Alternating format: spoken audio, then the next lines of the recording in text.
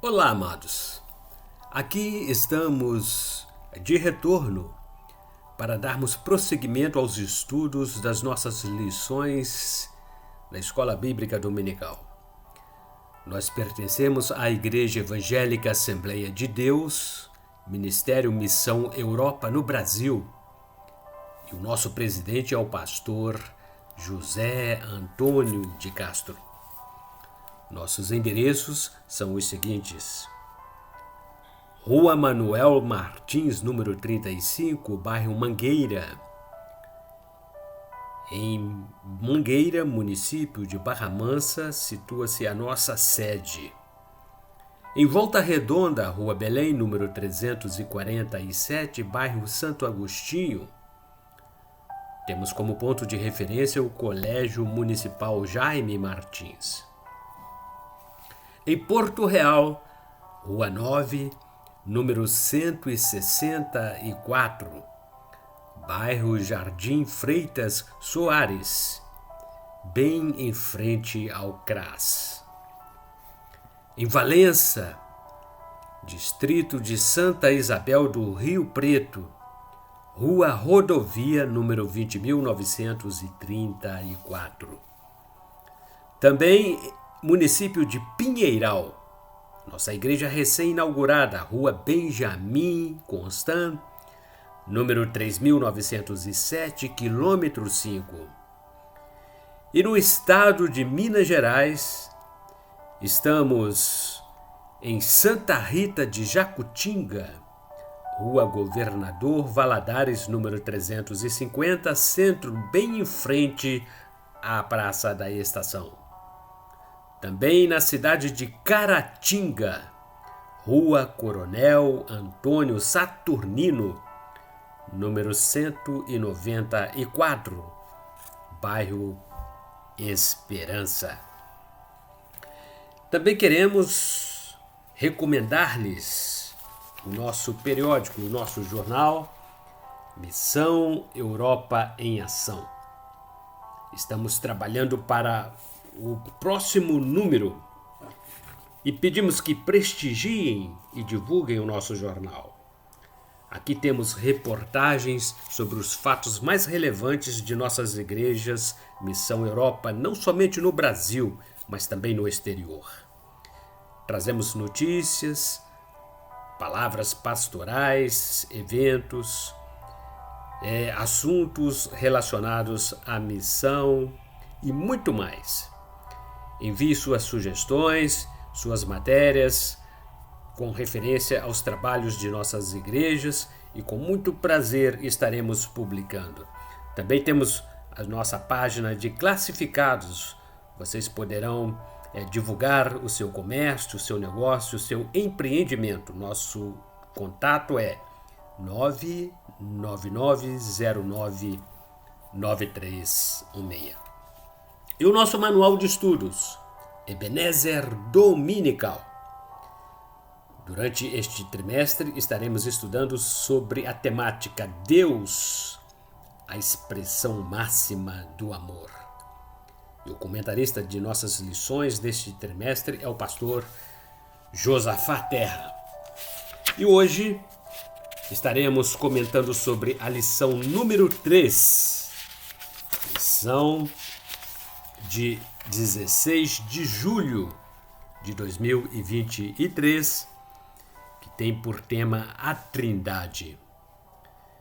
O nosso texto áureo baseia-se no capítulo 10 do Evangelho segundo escreveu João, versículo número 30, que diz: Eu e o Pai somos um. Verdade aplicada.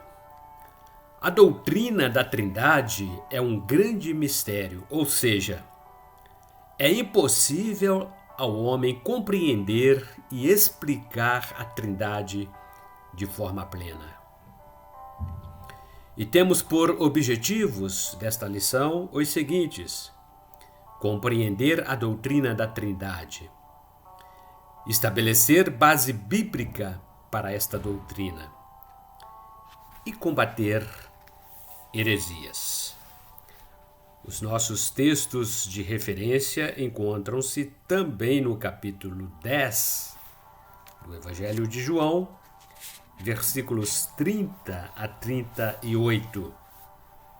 Dizem assim: Eu e o Pai somos um. Os judeus pegaram então outra vez em pedras para o apedrejar. Respondeu-lhes Jesus: Tenho-vos mostrado muitas boas obras procedentes de meu Pai. Por qual destas obras me apedrejais? Os judeus responderam dizendo-lhe: Não te apedrejamos por alguma obra boa, mas pela blasfêmia, porque sendo tu homem, te fazes Deus a ti mesmo. Respondeu-lhes Jesus: Não está escrito na vossa lei, eu disse, sois deuses?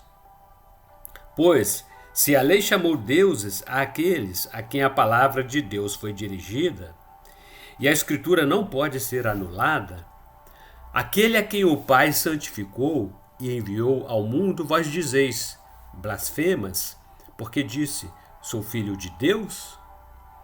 Se não faço as obras de meu Pai, não me acrediteis. Mas se as faço, e não credes em mim, credes nas obras, para que conheçais e acrediteis que o Pai está em mim e eu nele. Introdução. A palavra Trindade é usada para expressar a verdade bíblica de que o ser divino existe em três pessoas distintas. Embora o vocábulo Trindade não apareça na Bíblia, a ideia percorre todos os livros da mesma. O primeiro a usar o termo foi o teólogo Tertuliano de Cartago, em seu tratado contra Pláxias, na última década do segundo século da era cristã, além de ter sido o primeiro a formular esta doutrina. No entanto, sua definição foi deficiente, posto que ensinava uma injustificada subordinação do Filho ao Pai. Não seria demais ressaltar que o verdadeiro sentido da doutrina da Trindade só pode ser entendido pelo estudo da Bíblia. E foi mediante o estudo sério da Palavra de Deus que chegamos à seguinte definição: há três pessoas na divindade: o Pai, o Filho e o Espírito Santo, e estas são três em um. Um Deus da mesma substância, iguais em poder e glória. Título do tópico número 1: O significado da Trindade.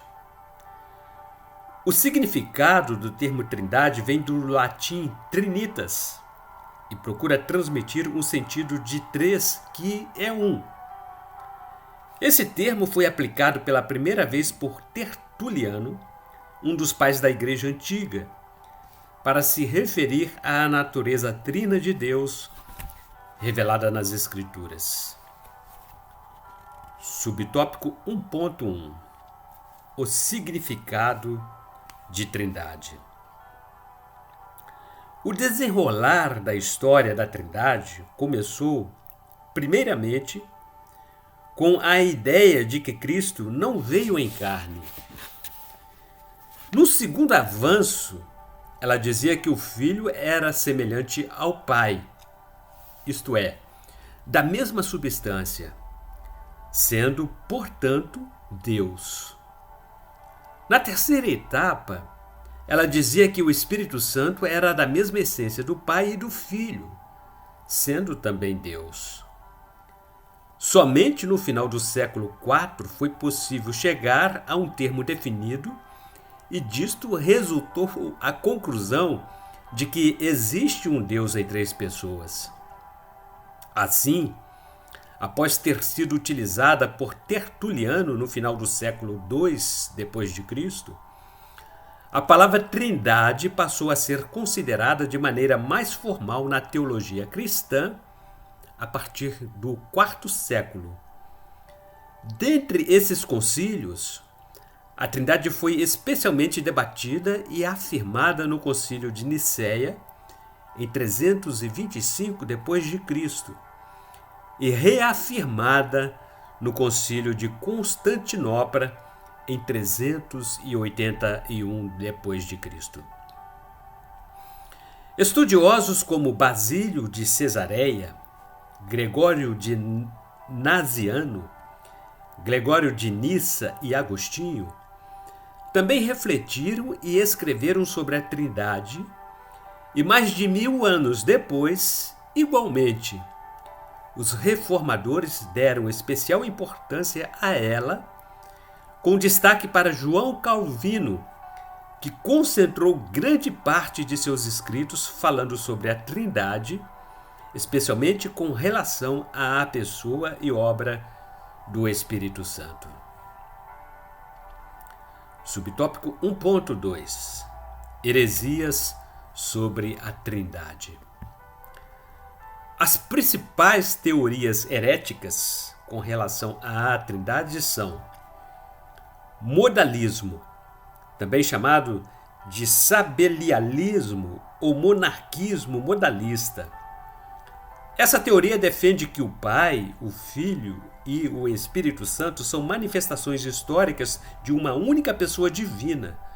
Ou seja, quando a Bíblia fala sobre o Pai, o Filho e o Espírito, ela estaria apenas apontando as diferentes manifestações de Deus aos homens, sendo o Pai na criação, o Filho na redenção e o Espírito na regeneração. Adocianismo defende que Jesus não era divino, mas apenas alguém que recebeu um poder especial de Deus no momento do seu batismo, o que fez com que ele fosse elevado a uma posição superior aos homens. Essa teoria também é chamada de monarquismo dinâmico.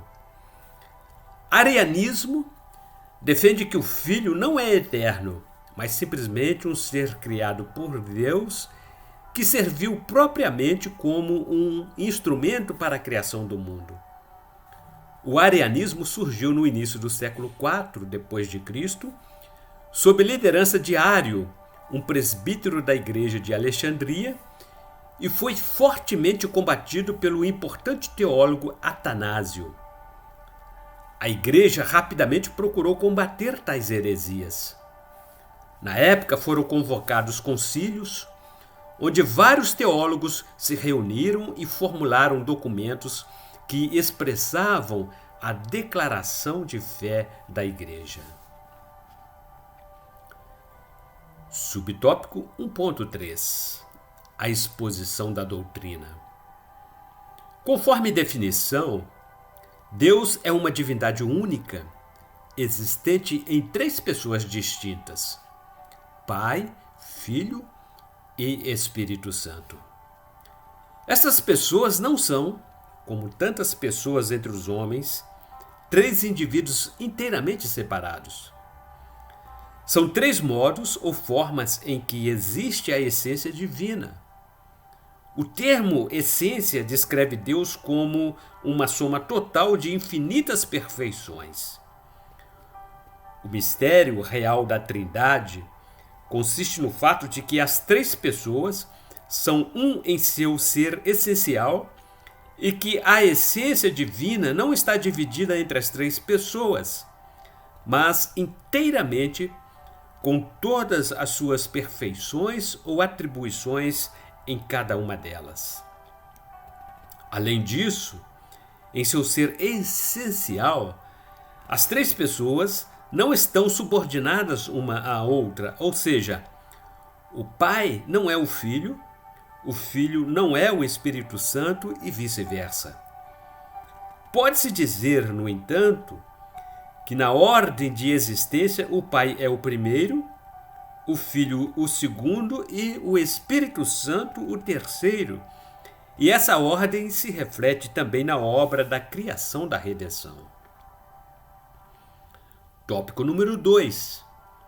Deus é um só ou existem vários deuses? A Bíblia deixa claro Só há um Deus. Não existem vários deuses, apenas um, o Deus da Bíblia, que é supremo. Conforme está escrito no livro do profeta Isaías, capítulo 44, versículo 6, e epístola de Paulo aos Romanos, capítulo 13, versículo número 30. A Bíblia não fala de três deuses, fala de uma só pessoa que é Deus. É por isso que chamamos o cristianismo de uma religião monoteísta, porque acredita que só existe um Deus e não vários, conforme o politeísmo. A Trindade não é um conjunto de 3 deuses. Subtópico 2.1. Deus é um ou 3? Deus é 3 em 1. Sendo um, ele tem 3 pessoas ou identidades. É um pouco como um ovo, que tem a clara, a gema e a casca. Juntos são o ovo, mas são 3 partes diferentes do mesmo ovo. Como o ovo, as 3 pessoas de Deus juntas são um só Deus.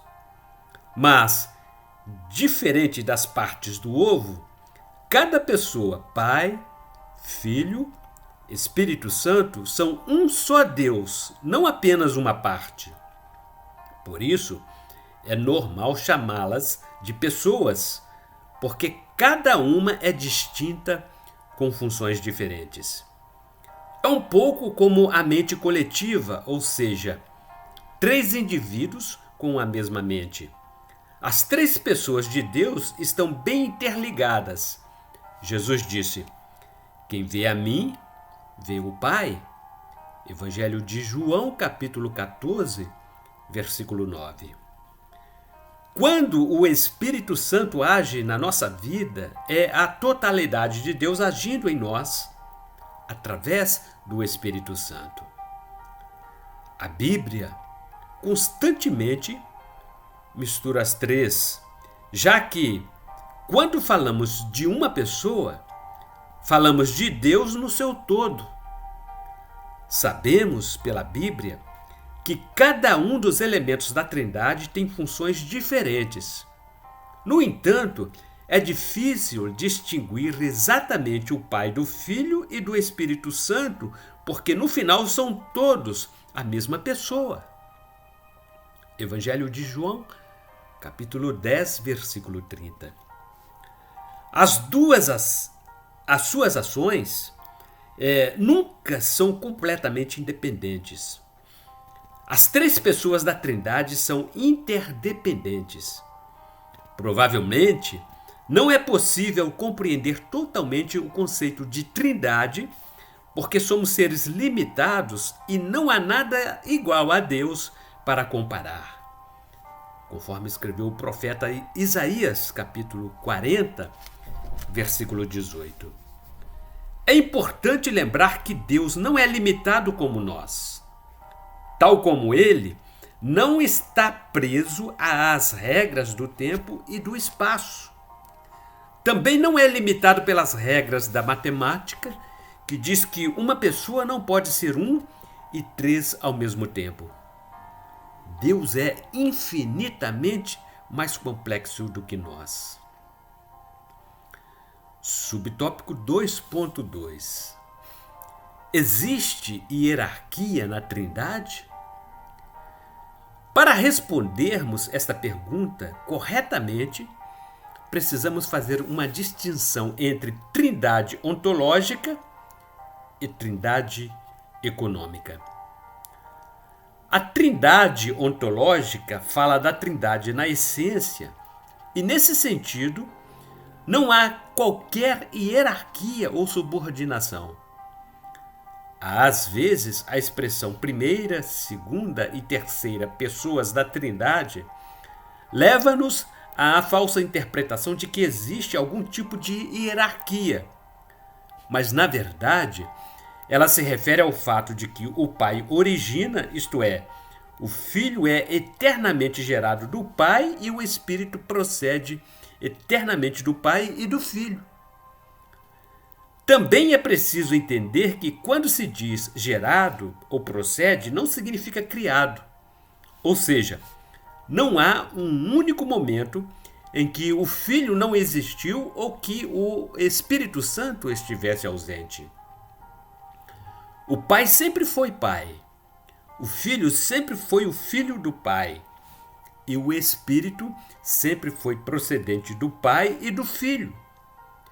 Conforme escreveu o profeta Miqueias, capítulo 5, versículo 2, e o Evangelho de João, capítulo 5, versículo 6, e ainda capítulo 15, versículo 26. Agostinho foi muito feliz ao dizer: o Pai é apenas o Pai do Filho e o Filho apenas o Filho do Pai.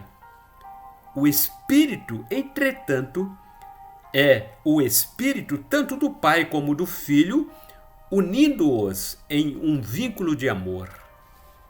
Isso significa que o Pai e o Filho e o Espírito são igualmente Deus, possuem o mesmo poder, a mesma majestade e devem ser adorados de igual forma. Biblicamente, cada pessoa da Trindade procura a honra da outra, simplesmente porque, na verdade, são um único e verdadeiro Deus. Já a Trindade econômica trata da forma em que o Deus triuno age em relação à criação e à redenção. Por exemplo, o Pai cria, através do Filho, pela agência do Espírito Santo. Assim, com relação à economia da obra da salvação, existe uma organização. E nessa organização, e somente nela, apenas no aspecto econômico, existe uma subordinação. Porque o Pai envia o Filho, e o Pai e o Filho enviam o Espírito Santo. É nesse sentido, com relação ao que envolve o plano de salvação, que Jesus declarou ser menor que o Pai. Conforme Evangelho de João, capítulo 14, versículo 28. Depois o apóstolo Paulo escreveu dizendo que Deus é o cabeça de Cristo. Epístola de Paulo, 1 Coríntios, capítulo 11, versículo número 3. Portanto, ainda com relação à salvação, é correto dizer que o Pai planejou a salvação e elegeu os santos. O Filho trouxe a redenção, executou o plano salvífico e o Espírito Santo confirmou esta obra regeneradora, capacitando e santificando o pecador. Em sua primeira carta, o apóstolo Paulo falou de forma muito clara e simples sobre isto. 1 a Pedro, capítulo 1, versículo número 2. Subtópico 2.3. A Trindade na criação? No princípio, Deus criou os céus e a terra. Era a terra sem forma e vazia. Trevas cobriam a face do abismo e o Espírito de Deus se movia sobre a face das águas. Disse Deus: haja luz, e houve luz. Primeiro capítulo do livro de Gênesis, versículos 1 a 3. Existe uma pergunta que muitos fazem, seja por falta de conhecimento, incredulidade ou para desafiar e questionar as verdades da palavra de Deus. A pergunta é: como a Trindade estava presente na criação se Jesus nasceu apenas milhares de anos depois? De fato, esta é uma boa pergunta. Se o seu objetivo é conhecer mais da Bíblia e não apenas questioná-la. Para entendermos, precisamos voltar ao princípio de tudo. precisamos retornar ao capítulo 1 do livro de Gênesis. Ao tê-lo, conseguimos identificar duas pessoas: Deus, o Criador, e o Espírito Santo movendo-se sobre as águas. Surge a pergunta: onde está Jesus nesta parte da criação? A resposta clara que todos querem não encontramos em Gênesis e nem no Antigo Testamento, mas somente no Novo Testamento. Alguns vão questionar: se não podemos encontrar a resposta em Gênesis, por que valorizar os seus escritos? Primeiramente, precisamos entender que Moisés, o autor do livro de Gênesis, não conhecia Jesus. Afinal, ele ainda não era nascido. Não sabia da profecia do Messias que viria, pois ela veio anos depois. Os conhecimentos de Moisés eram limitados se comparados aos de hoje. Segundo, nossos conhecimentos surgiram progressivamente. As pessoas do Antigo Testamento gostariam de tê-los, mas a revelação de Deus veio gradualmente até chegar em Cristo. No princípio, era aquele que é a palavra. Ele estava com Deus e era Deus. Ele estava com Deus no princípio. Todas as coisas foram feitas por intermédio dele. Sem ele, nada que existe teria sido feito. Aquele que é a palavra tornou-se carne e viveu entre nós. Vimos a sua glória, glória como unigênito vindo do Pai, cheio de graça e de verdade. Evangelho de João, capítulo 1, versículos 1 a 3 e versículo 14. O que era desde o princípio e o que vimos com os nossos olhos, o que contemplamos e as nossas mãos apalparam, isso proclamamos a respeito da palavra da vida. A vida se manifestou. Nós a vimos e dela testemunhamos e proclamamos a vocês a vida eterna que estava com o Pai e nos foi manifestada. Epístola de 1 João, capítulo 1, versículos 1 e 2. O apóstolo João, que era conhecido como o discípulo amado, traz-nos esta resposta. Ela é clara. Ele diz que antes era a palavra ou o verbo, o Logos encarnado, e esta palavra era Deus. Estava com Deus no princípio e a partir dela todas as coisas foram feitas. No capítulo 1 de Gênesis, vemos que Deus criando, o Espírito se movendo e a criação sendo feita através da palavra de Deus, ou seja, através do próprio Jesus. Jesus é a palavra de Deus em capítulo 1 do livro de Gênesis. Ele é a palavra encarnada que o apóstolo João diz. Por isso estava com Deus desde o início. A Trindade sempre esteve junta, nunca separada. Jesus sempre existiu, pois ele é eterno. Não foi criado pelo Pai, muito pelo contrário. Ele, sendo Deus, esvaziou-se de si mesmo e se fez homem para morrer por nós e nos dar vida. Em toda a criação podemos ver a assinatura da Trindade. Tempo, passado, presente, futuro. Espaço, largura, altura, profundidade. Átomos, base da matéria, prótons, nêutrons e elétrons. Música, melodia, harmonia e ritmo. Homem, espírito, alma e corpo. E assim sucessivamente. Tópico número 3. A Trindade na criação? A palavra Trindade não pode ser encontrada na Bíblia. mas sua doutrina está presente de forma inegável, de ponta a ponta, em harmonia com o caráter progressivo da revelação de Deus nas Escrituras. É no Novo Testamento onde encontramos, de forma explícita, as bases do dogma trinitariano.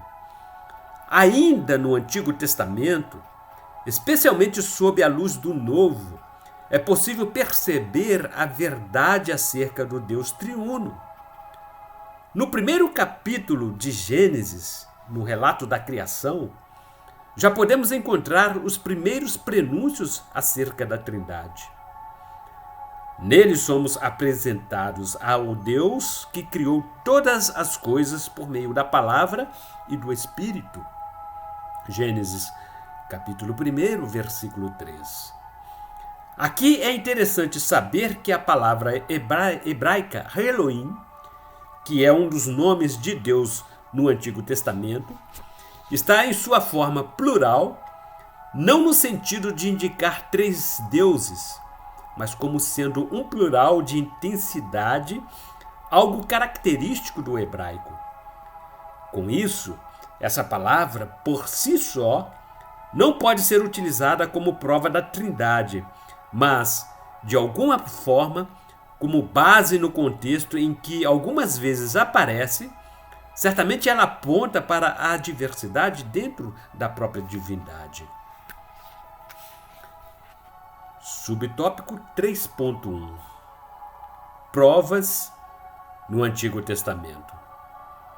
Existem teólogos que afirmam que o Antigo Testamento não contém quaisquer indicações da Trindade. Isso não é verdade. É mais correto dizer que o Antigo Testamento não contém uma revelação completa da existência trinitária de Deus em relação ao Novo Testamento. Todavia, o que Deus triuno está presente no Antigo Testamento é inquestionável. Há passagens que indicam que existe mais de uma pessoa em Deus, como por exemplo, naquelas em que Deus fala de si mesmo no plural. Livro de Gênesis, capítulo 1, versículo 26 e capítulo 11, versículo 7. Quando o anjo do Senhor é apresentado como uma pessoa divina, recebendo adoração. Livro de Êxodo, capítulo 3, versículos 2 a 6. Ainda Juízes, capítulo 13, versículos 12 a 22. E profeta Malaquias, capítulo 3, versículo 1. Ainda nas passagens em que se personifica a palavra ou sabedoria de Deus. Livro de Salmo, número 33, versos 4 e 6. E livro de Provérbios, capítulo 8, versículos 12 a 31. Em alguns casos, menciona-se mais de uma pessoa. Ainda livro de Salmo, número 33, versos 6 e 45, versos 6 e 7. Compare com Hebreus, capítulo 1, versículos 8 e 9. Em outros, Deus fala acerca do Messias e do Espírito Santo, ou o Messias fala de Deus e do Espírito Santo. Conforme o livro do profeta Isaías, capítulo 48, versículo 16, ainda capítulo 61, versículo 1 e capítulo 63, versículos 9 e 10. Desse modo, o Antigo Testamento contém uma clara antecipação da revelação da Trindade, que no Novo Testamento aparece plenamente desenvolvida. Subtópico 3.2 Provas no Novo Testamento. No Novo Testamento, é perfeitamente natural que as provas neotestamentárias sejam mais claras que as do Velho Testamento, uma vez que o Novo registra a encarnação do Filho de Deus e o derramamento do Espírito Santo. Há diversas passagens em que as três pessoas são expressamente mencionadas, como em relação ao batismo de Jesus. Evangelho de Lucas, capítulo 3, versículos 21 e 22. No discurso de despedida de Jesus, Evangelho de João, capítulo 14, versículo 16. Na grande comissão, Evangelho de Mateus, capítulo 28, versículo 19. Na bênção apostólica, Epístola de Paulo, 2 a Coríntios, capítulo 13, versículo 13. Também em passagens como Evangelho de Lucas, capítulo 1, versículo 35. Carta de Paulo, 1 a Coríntios, capítulo 12, versículos 4 a 6 e 1 Pedro, capítulo 1, versículo 2. O Novo Testamento oferece a revelação clara do Deus que envia o seu Filho ao mundo. Evangelho de João, capítulo 3, versículo 16. E Epístola de Paulo aos Gálatas, capítulo 4, versículo 4. Ainda Hebreus, capítulo 1, versículo 6. E Epístola de 1 João, capítulo 4, versículo 9. Os dois, Pai e Filho, enviam o Espírito Santo. Evangelho de João, capítulo 14, versículo 26 e capítulo 15, versículo 26, ainda capítulo 16, versículo 7. Epístola de Paulo aos Gálatas, capítulo 4, versículo 6. Encontramos o Pai dirigindo-se ao Filho. Evangelho de Marcos, capítulo 1, versículo 11, e Evangelho de Lucas, capítulo 3, versículo 22. O Filho comunicando-se com o Pai. Evangelho de Mateus, capítulo 11, versículos 25 e 26, capítulo 26, versículo 39, e Evangelho de João, capítulo 11, versículo 41 e capítulo 12, versículos 27 e 28. O Espírito Santo, orando a Deus, nos comunica, ou melhor, nos corações dos crentes, conforme escreveu Paulo aos Romanos, capítulo 8, versículo 26. Dessa maneira, as pessoas da Trindade perfilam-se melhor em nossos entendimentos. Subtópico 3.3. Comparando os dois testamentos. No Antigo Testamento, Deus é apresentado como o Redentor e Salvador do seu povo. Livro de Jó, capítulo 19, versículo 25. E ainda livro de Salmo, número 19, verso 14, e 78, verso 35, e ainda 106, verso 21. Profeta Isaías, capítulo 41, versículo 14, capítulo 43, versículos 3, 11, 14, e capítulo 47, versículo 4, capítulo 49, versículos 7, 26, e capítulo 60, versículo número 16. Profeta Jeremias, capítulo 14, versículo 3, e capítulo 50, versículo 14. Profeta Oséias, capítulo 13, versículo 3. No Novo Testamento, o Filho de Deus claramente se destaca nesta obra. Evangelho de Mateus, capítulo 1, versículo 21. Evangelho de Lucas, capítulo 1, versículos 76 a 79. Evangelho de João, capítulo 4, 42. Atos dos Apóstolos, capítulo 5, versículo 3. Epístola de Paulo aos Gálatas, capítulo 3, versículo 13. E ainda capítulo 4, versículo 5. Paulo escrevendo aos Filipenses, capítulo 3, versículo 30. E Tito, capítulo 2, versículos 13 e 14. No Antigo, Yahvé habita no meio de Israel e nos corações dos que o temem. Salmo número 74, verso 2, 135, verso 21. Profeta Isaías, capítulo 8, versículo 18 e capítulo 57, versículo 15. Profeta Ezequiel, capítulo 43, versículos 7 a 9 e profeta Joel, capítulo 3, versículos 17, 21 e ainda Zacarias, capítulo 2, versículos 10 e 11. No Novo, o Espírito Santo é quem habita nos crentes. Atos dos Apóstolos, capítulo 2, versículo 4, Epístola de Paulo aos Romanos, capítulo 8, versículos 9 e 11, e ainda 1 Coríntios, capítulo 3, 16, e Gálatas, capítulo 4, versículo 6, Efésios, capítulo 2, versículo 22, e Tiago, capítulo 4, versículo número 5. Conclusão. Como vimos, a doutrina da Trindade reforça a divindade de Cristo, que alguns contestam. Se Jesus não fosse o Deus encarnado, não poderia ter nos salvado e também não haveria Trindade.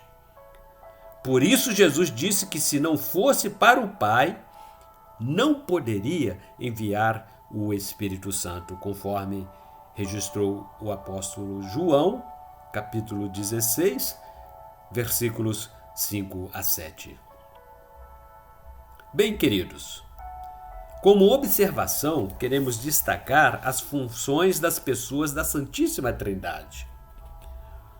O apóstolo Paulo finalizou a segunda carta endereçada aos crentes de Corinto com a seguinte referência às pessoas da Santíssima Trindade, ou seja, o Pai, o Filho e o Espírito Santo. A graça do Senhor Jesus Cristo e o amor de Deus e a comunhão ou o companheirismo do Espírito Santo sejam com vós todos. Epístola de Paulo, 2 a Coríntios, capítulo 13, versículo número 13. A primeira pessoa da Trindade é cognominada Deus, o excelso Criador. Jesus é a segunda pessoa, o nosso amado Redentor. A terceira pessoa é o Espírito Santo, a testemunha fiel e o nosso Consolador. A função do Deus Pai é presidir todas as coisas existentes, enquanto seu Filho Jesus exerce a função de mediador entre Deus e a humanidade. O Espírito Santo testifica do Pai e do Filho e tem a função de nos consolar, tal qual a voz reconfortante do pai ou da mãe pode acalmar um filho que chora. Ebenezer Dominical, estamos estudando sobre Deus, a expressão máxima do amor. E no próximo domingo, dia 23 de julho, aqui retornaremos para estudarmos a lição número 4, cujo título é A Auto-Revelação de Deus. Se você ainda não adquiriu a nossa revista, ainda temos algumas unidades. Adquirem-na em qualquer uma de nossas igrejas.